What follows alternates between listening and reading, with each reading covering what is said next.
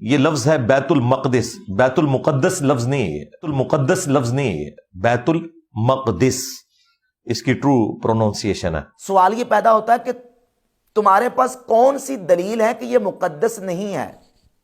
مقدس ہے تو مقدس پڑھنے کی دلیل کیا ہے؟ ظاہر ہے کہ اس کا سیگا بتاؤ گے، اور سیگا مرزا جرمی کو آتا نہیں ہے، کیونکہ صرف جناب نے پڑھی نہیں ہے، نحو جناب نے پڑھی نہیں ہے، نہ گردان آتی ہے، نہ سیگا آتا ہے، نہ اس کی تعلیل آتی ہے، تو کیسے بتائے گا کہ مقدس کون سا سیگا ہے، مقدس کون سا سیگا ہے، اور مقدس کون سا سیگا ہے؟ جبکہ اگر ہم شارحین حدیث کو اور علماء کو دیکھتے ہیں تو انہوں نے اس کے 3 ضبط لکھے ہیں، یعنی اس کا صحیح تلفظ جو ہے وہ 3 طریقے سے کیا جا سکتا ہے: المقدس، المقدس اور المقدس۔ امام بدر الدین عینی اپنی کتاب عمدۃ القاری شرح صحیح البخاری کی جلد نمبر 1 صفحہ نمبر 380 پہ صحیح بخاری کی حدیث نمبر 40 کے تحت اس کا ضبط بیان کرتے ہیں۔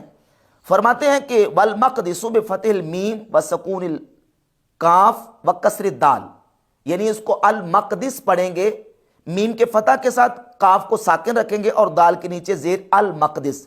اگر ہم اس کو المقدس پڑھتے ہیں تو فرماتے ہیں کہ مصدر میمی، یہ مصدر میمی ہوگا کل مرجے، جیسے کہ مرجے، یا یہ مصدر میمی نہیں تو او اسم مکان من القدس، یا یہ قدس سے اسم مکان ہوگا۔ اس میں ظرف کا سیگا، ظرف کی 2 صورتیں ہوتی ہیں، ظرف مکان ہوتا ہے یا ظرف زمان، تو یہ اس میں ظرف مکان ہوگا۔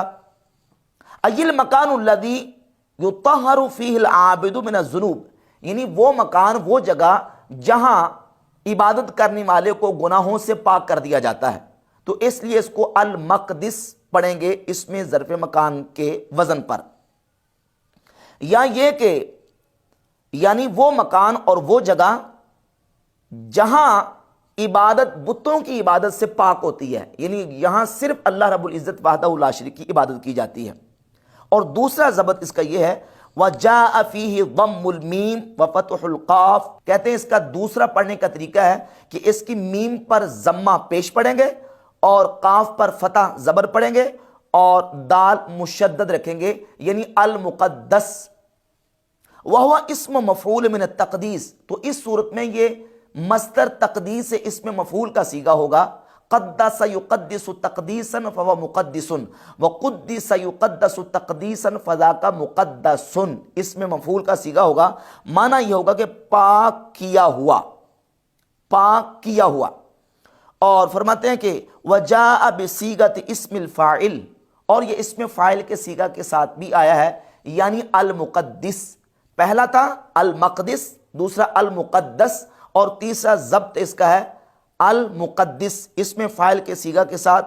معنی یہ ہوگا کہ یعنی جو عبادت کرنے والے کو گناہوں سے پاک کرنے والا ہے اس کو بیت المقدس کہا جاتا ہے۔ تو بیت المقدس بھی پڑھ سکتے ہیں، بیت المقدس بھی پڑھ سکتے ہیں، اور بیت المقدس بھی تینوں طریقے سے پڑھا جا سکتا ہے۔ مرزا نے یہ تو کہہ دیا کہ المقدس ہے، مقدس نہیں ہے، یہ نہیں بتایا کہ مقدس کیوں نہیں ہے۔ لہٰذا مرزا جلمی جو ہے نا وہ صرف اپنے بلائنڈ فالورز کے سامنے ایسے اپنی جعلی علمی داغ بٹھانے کی کوشش کرتا ہے، جبکہ عربی گرامر کے اعتبار سے مرزا کو آتا جاتا کچھ نہیں ہے، ککھ بھی نہیں آتا۔ تو جہاں تک تعلق ہے اس کے ضبط کا وہ میں نے آپ کے سامنے بیان کر دیا۔